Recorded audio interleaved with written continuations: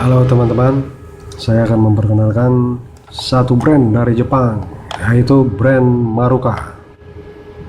Saya akan memperkenalkan satu produk dari Maruka, yaitu Non-Step Boss RB012.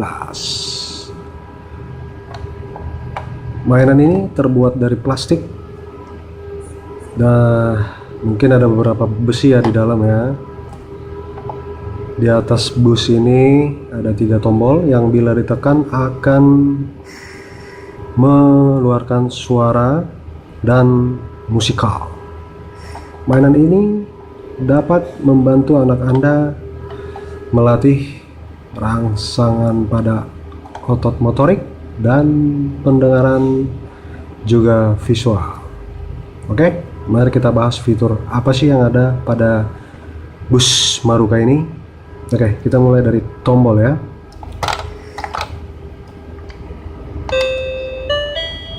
Ya, ternyata dia punya lampu juga.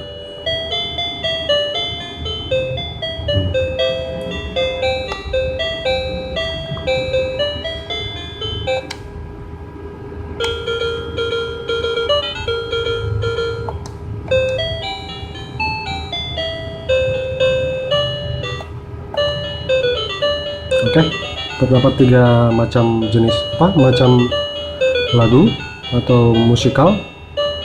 Kita coba lanjut ke tombol yang ini. Oh, ini suara. Tapi suaranya masih suara Jepang ya. Karena memang sebenarnya produk ini dipasarkan untuk Jepang.